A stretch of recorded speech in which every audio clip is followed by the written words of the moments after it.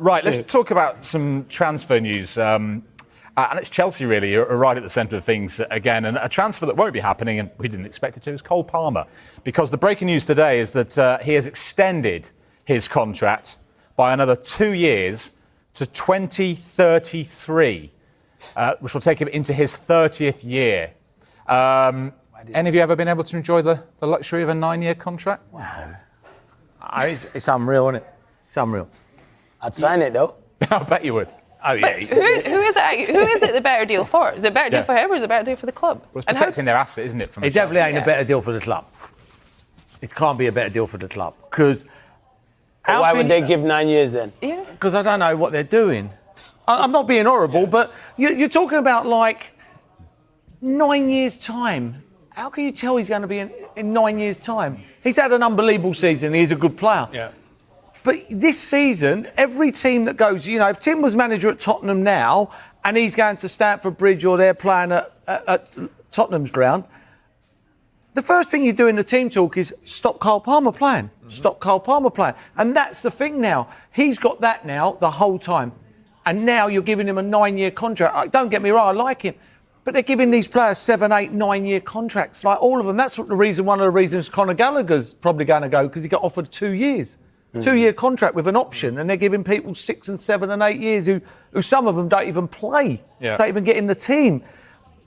Cancelo, 3 years ago at Man City, took the game to another level. He was playing at full back, he was coming inside, joining in midfield. 1 year later, he was gone from Man City, literally gone. So you can't tell me these players what they're going to be like in 6 and 7 years' time.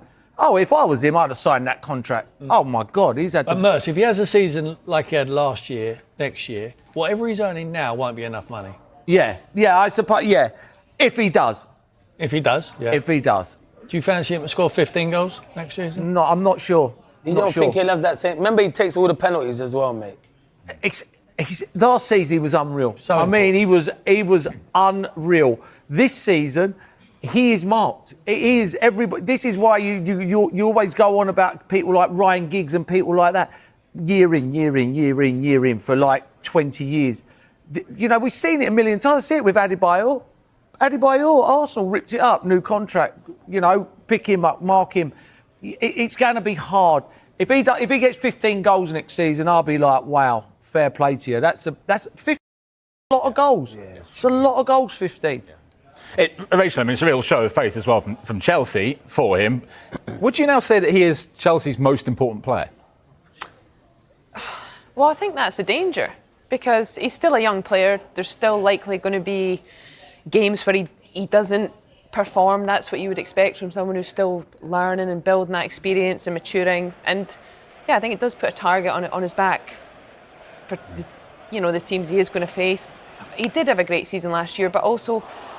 It came I felt like in a clustered period. It came at the end of the season because obviously we know Chelsea had a difficult start and then they found that little bit of form and he was at the centre of that. But it's 9 years just seems an incredible amount of time, and I think it's nice, but sometimes, and we've seen it in the past, what deals like this do and the external pressure adds, and that's something that I think is really hard to measure, and I'm not sure, how it, hopefully it doesn't affect him too much from a psychological point of view and performance point of view, but it will be challenging, I imagine. Before we chat Conor Gallagher, Clinton, just finishing off on Cole Palmer, talk about the length of that Chelsea contract. But Palmer has signed that. That's a commitment from him to a club that we're still pretty unsure about, aren't we? This is a side in real transition. I'll be honest with you, Jules.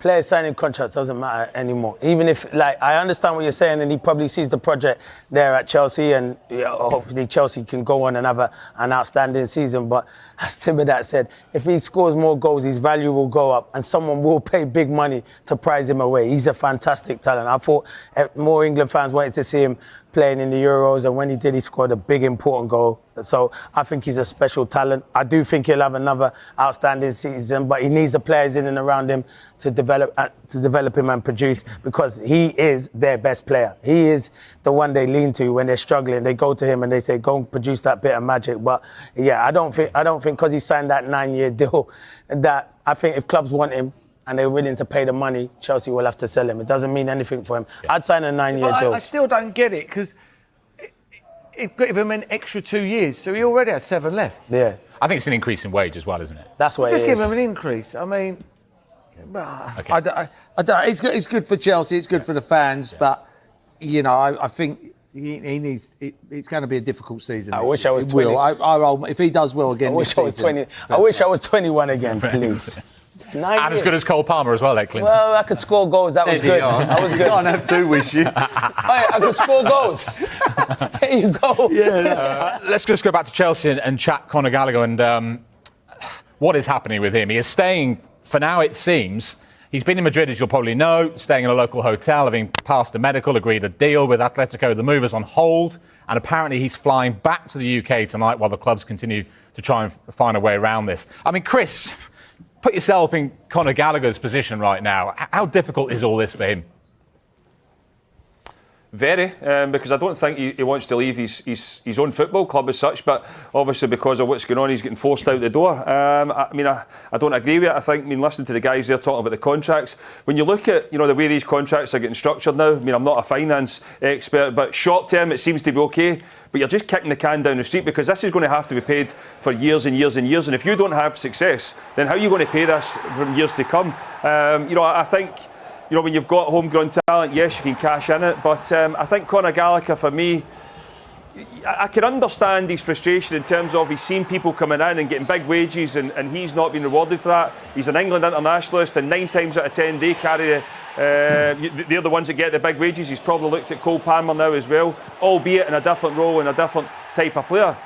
But he's English and I can understand his frustration, but the whole thing with Chelsea just right now is an absolute basket case. They've now went from negotiating with somebody else to trying to negotiate to bring back João Felix, who couldn't wait to get away from Chelsea not that long ago to join Barcelona. That didn't work out, and now there might be a deal to bring him back to Chelsea.